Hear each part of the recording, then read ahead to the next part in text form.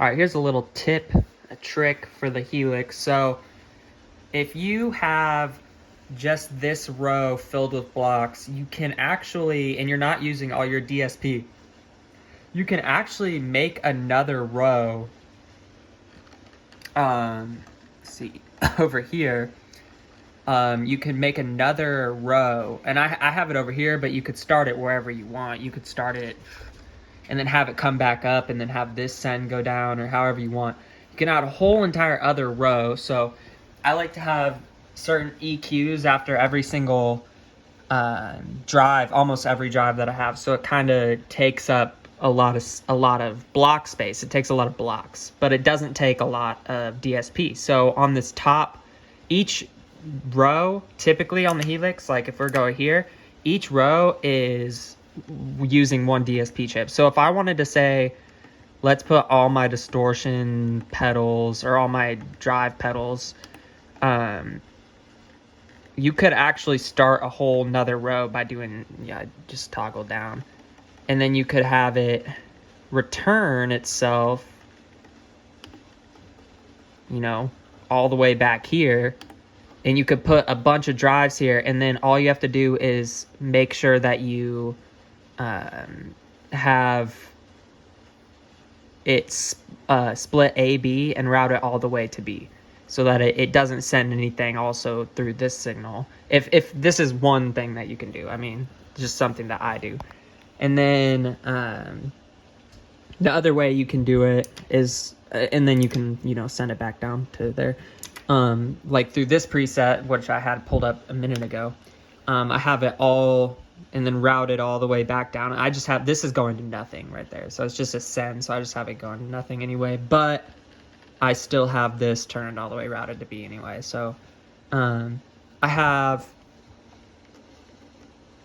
my wah, I have two, and also show you this on my Morningstar mc6. I have a toggle between my compressors. So I have two compressors, one that just stays on all the time pretty much, and then the other one's like an actual like heavy funk compressor. Then I have a light drive, a medium drive with an EQ block after it, a more drive with an EQ block after it, and then it toggles down, or the path. I'm literally sound like I'm on meth right now. But then I have a distortion. I go between this Hedgehog D9 and the OCD, with of course the EQ after it. Really, all that I have for the EQ, I put a high cut on there, just because it's so fizzy when I use this twin reverb. Then I have my volume pedal, a phaser that I have controlled this on and off, turns that on and off. And then I have tremolo, also controlled by my mc6. I have chorus that's controlled right here. And then I have a gain boost that just kind of like a clean boost before it hits my a slapback delay that's here. And then a toggle between a plate reverb and a spring reverb. And then I also on here, I have a plus reverb. So with my spring reverb, when I press this, it punches it up to 35%.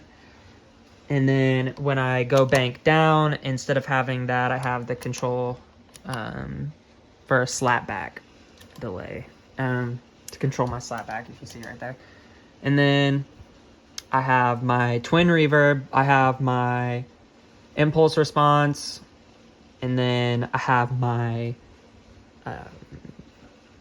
regular delay, which is controlled here, and then the glitz reverb, which is like a super spacey, like modern reverb, which I can control here. But I also have my snapshots. So snapshot 1, you toggle snapshots this way. Snapshot 1 is just my like bass tone. Here it turns on the glitz and the delay to be a little bit, so it's like just kind of like a drive. Like I play a lot of worship music, so just like my normal worship drive sound. And then 7 is even more reverb, 6 is even more reverb, then 5 is for swells, 4 is a dotted 8, changes this to a dotted 8. And then 3 turns the mix up on the plate reverb. So then my plate reverb's stronger. 2 is a little less, and then we're back to 1. I kind of work backwards because I'm always going down to 8 and then back to 1. And then also, if you click both snapshots at the same time, both those, you can go quickly. So if I need to be, I'm on 1, I'm clean, but then I need to instantly go to my swell tone, I click that. Or if I'm on my swell tone, I need to go to my drive, but like sort of worshipy tone, I go there. So that's how I run my Helix. I think I covered everything.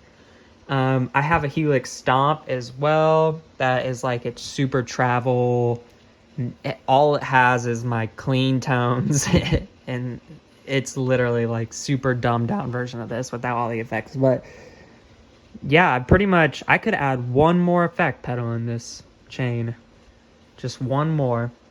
But I usually use that when I'm making a video. I do this, put a compressor, and then I do this, make a whole entire new path, and I use this as my mics channel. Oops, go back down. Use this as my mics channel. So whenever I'm making like a actual video and I need my mic, and I do that. So then that, yeah, it's pretty cool though, y'all. Like Helix can do a lot. And this is a, how old is this? 2014, 8-year-old machine. Like, oh my gosh, and it still is like so, it's just, I don't know. You can't beat this. So yeah, this is everything that I do to control. This is like my everything tone. Like I have every single tone that I could possibly like want on here. I also have a fuzz. I forgot to mention I got my fuzz now. Got a fuzz, a big muff simulator, and yeah, it's a lot of stuff on this freaking Helix. Gee whiz.